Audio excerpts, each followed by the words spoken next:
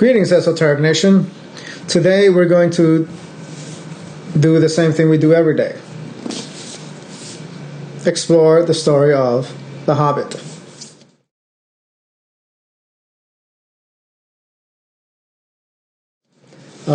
This is going to be the first session, and I will be using Chapter 1 as the main guide.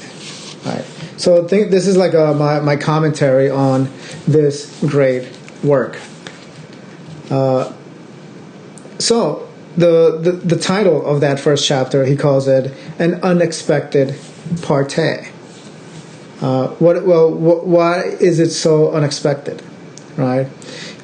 It is because in a hole in the ground there lived a hobbit, which is the opening line of the book.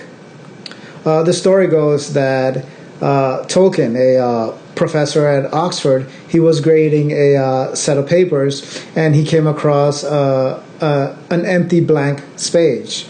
And he must have thought to himself, something needs to be written in those pages, or maybe something was calling to be written. And he wrote these words, which became the first line that not only starts this book, but the entire legendarium of the Lord of the Rings, right?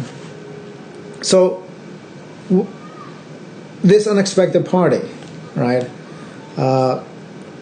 There is the story, and then there is the psychological or philosophical overlaying of what this symbolizes, right?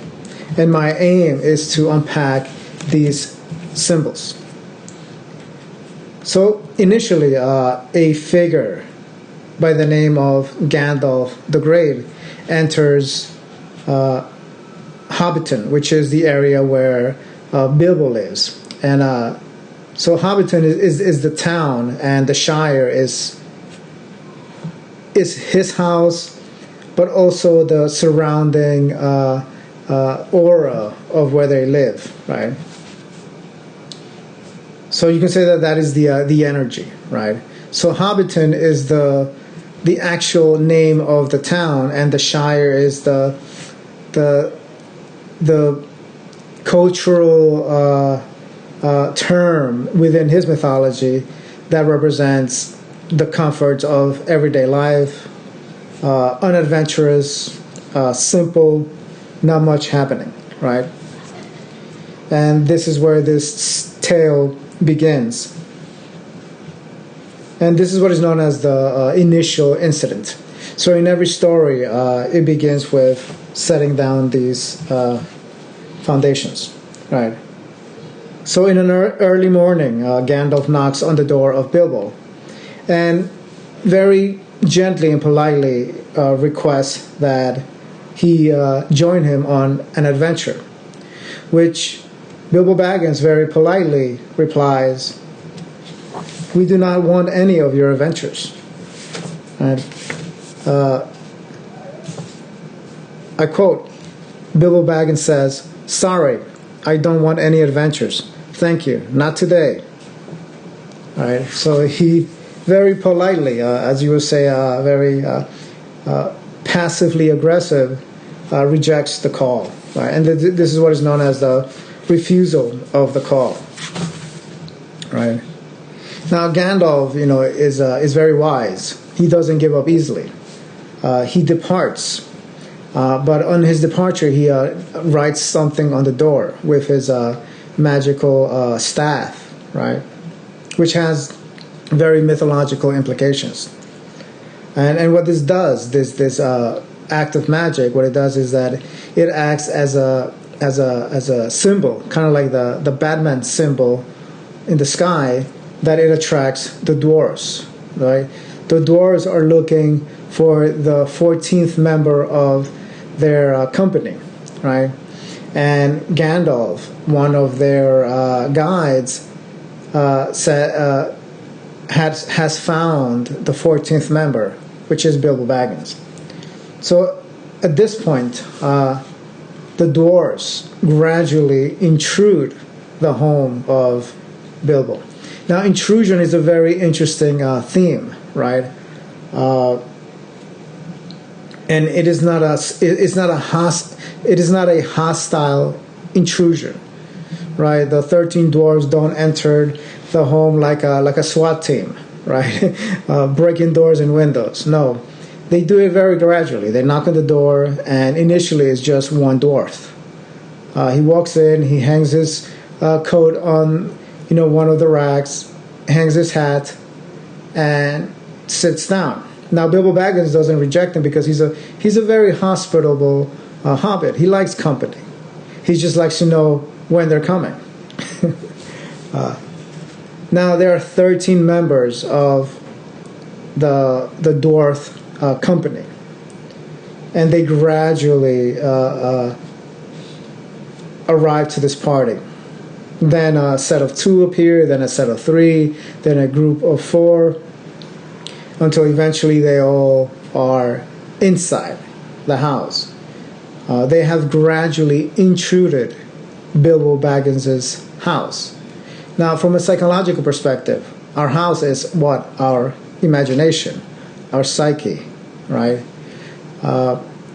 So we may encounter maybe a teacher, or nowadays with technology, a YouTube video, or a blog, someone requesting for us to go on an adventure. We don't really pay much attention, and we go on our business. But then gradually, more of these mystical themes enter our mind, our consciousness, until eventually there is an entire platoon, a company inside our imagination that is urging us to go on an adventure. It has intruded our imagination, and initially it feels very very unwelcoming, right? You did not ask for these spirits to enter our imagination, but nevertheless they have found their way in, and now they have a strong grip on us.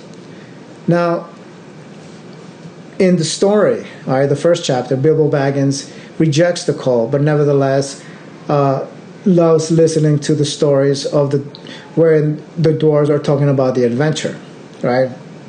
They talk about the dragon and the treasure, and Bilbo Baggins is just sitting in the corner, eating his soup, attentively listening, right? He's eager, he's interested, right? He's engaged, and he has an impulse in him to actually want to go on this adventure, which he got from his mother, a toque, right?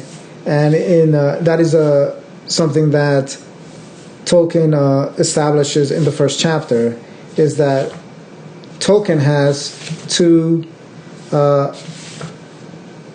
sides, 2 impulses in him, right? One is to go on an adventure, which he got from his mother, and then the quality that he got from his father is that he just wants to sit around and watch baseball, right? So that impulse, that toque impulse that he got from his mother, the great toque, causes him to really listen to the dwarves tell this story, and it gradually plants seeds in his mind. Okay, so Bilbo's mother is Belladonna Took, right?